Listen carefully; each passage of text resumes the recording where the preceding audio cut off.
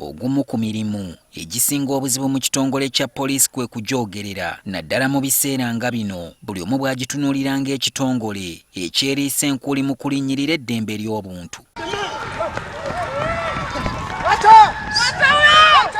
Omukulembeze w'eggwanga yeerayirira nga bw'agenda okugirongoosa nga yatandikira na mu kufuumuula abamu ku bakulu abaagirimu ng'eyali ssenkulu waayo General Kale Kaihura gwe yasikiza omumyuka we Martin Okoth Ochola. Okuva Ochola lwe yakkalira mu ntebe azze akola enkyukakyuka ez'okumukumu nga ne we bukeeredde olwaleero nga waliwo abasirikale abali mu kuzingako obwabwe okwolekera ebifo ebijja ebibaweereddwa. Ekifo eky'enkizo buli omu kyabadde asimbyeko abiri kye ky'obwogezi. Akibaddemu Emilian Kaima gwe basoose okutegeeza nti obukulu buno bumumaamuddwako olwo munne Fred Enanga asobola okutandikira w'akomye. Enanga wakumyukibwa Pauline Namaye ng'ababiri bano baali baweerezzaako mu bifo bye bimu gye buvuddeko.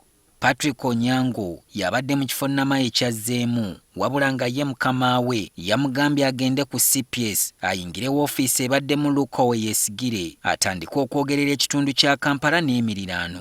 Yesigire yagenda okumyuka Onyango.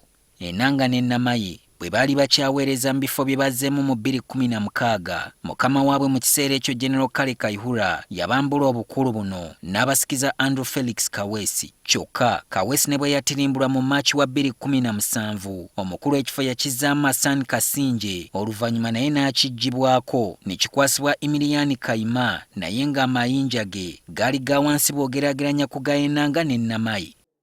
Newankubadde abadde mwogezi lusiriiza ntamu, Kaima omulimu gw'okwogerera poliisi yayinza okukunyumiza nti si mmere kulya kubanga abadde ng'asanga okusoomoozebwa okunnyonnyola ku bikolobero by'abasirikale bingi naddala eby'okulinnyirira eddembe ly'obuntu.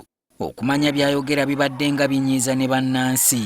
Lumu baamutwalako entyagi mu kuziika kw'omugenzi Muhammad Kirumira omwaka oguwedde nga bamulanga okubaddangako n'abawuddiisa ku nsonga ezirabwa n'ayonka. Kaima kino tekyamuyigula ttama, yasigala akola mulimu gwamuweebwa okutuusa olunaku lw'eggulo lwe yannyuddwa mu ngeri ya byakuno tebyesoboke nga bamuwaayiriza mukazi mukadde.